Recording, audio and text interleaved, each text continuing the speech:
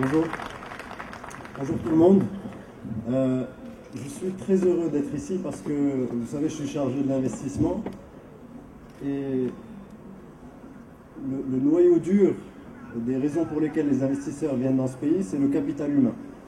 Et l'investissement le plus important qu'on puisse faire pour l'avenir de notre pays, c'est celui qu'on fait dans la matière grise qui est là-bas. Donc je voulais m'adresser à...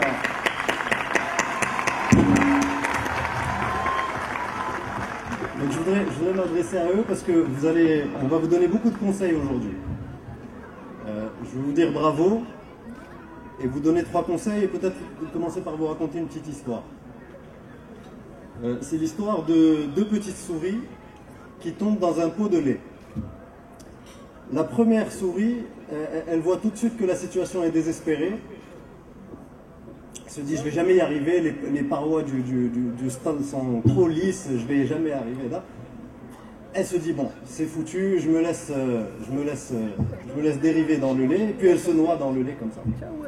Et la deuxième petite souris, elle ne comprend pas tout de suite que c'est désespéré. Donc elle continue de se débattre, elle tape des pieds, elle tape des mains, elle tape des mains, tant et si bien que le lait se transforme en fromage et qu'elle réussit à sortir.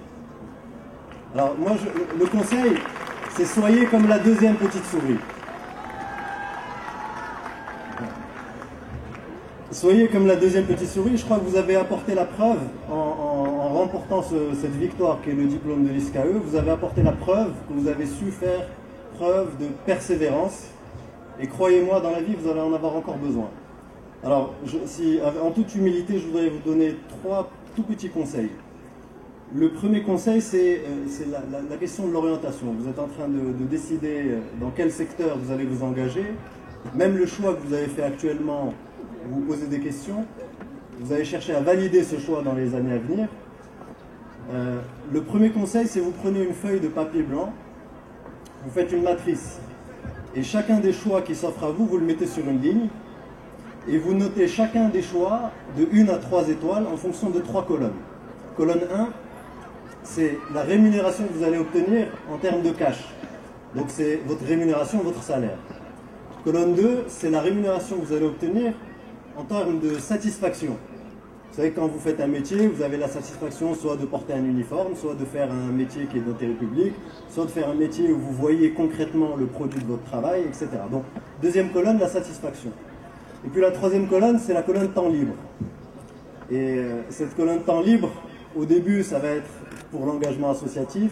À la fin, ça va être pour votre vie de famille et pour construire justement la génération suivante. Donc ça, cette petite matrice va vous permettre de vous orienter. Et je vous invite à continuer de faire des allers-retours entre le monde professionnel et le monde académique. Il faut continuer de se former toute la vie. Il faut continuer au bout de 3, 4 ans, 5 ans. Si votre employeur veut vous payer une formation pour retourner à l'école, vous y retournez, il ne faut pas hésiter. Il faut faire des allers-retours parce que vous allez vous rendre compte que c'est dans la dialectique entre le monde professionnel et académique que vous allez trouver de la valeur et que vous allez augmenter votre sentiment de soi. Le deuxième conseil que je veux vous donner est un peu moins conventionnel, c'est échouer. Échouer, mais échouer vite. Vous savez, aux États-Unis, en France, on vous demande quel diplôme vous avez quand vous arrivez en entreprise. Aux États-Unis, on vous demande quelle boîte vous avez plantée. Qu'est-ce que vous avez essayé et que vous avez échoué? Parce qu'on considère que l'échec se transforme en expérience et que l'expérience, justement, sera utile à l'entreprise. Donc, entreprenez, échouez, faites des allers-retours entre le monde académique et le monde professionnel.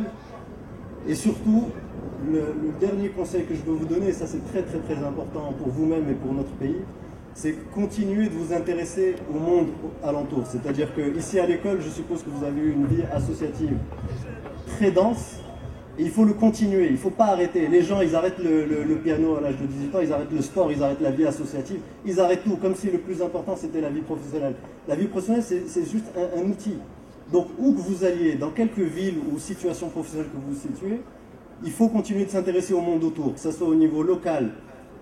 Intéressez-vous aux associations de quartier, intéressez-vous aux associations, à la vie sociale de votre entreprise, pas simplement la vie professionnelle. Continuez de vous investir et Et si vous pensez que la vie associative, l'engagement citoyen est inutile parce que le monde est activement hostile à l'engagement citoyen, essayez de penser à... Est-ce que vous avez déjà essayé de dormir avec un moustique dans la chambre?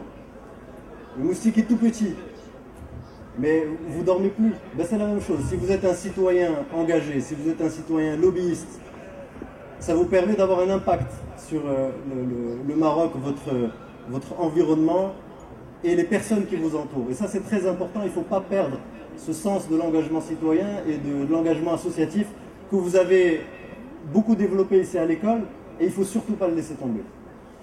Je vais conclure mon propos en vous disant que cet engagement, les personnes les plus chanceuses au monde sont celles qui ont réussi à trouver un problème, que ce soit du point de vue professionnel, ou associatif ou citoyen, les personnes qui ont trouvé un problème et qui sont tombées amoureux de ce problème. Et vous passez toute votre vie, vous ne travaillerez jamais si vous êtes amoureux d'un problème.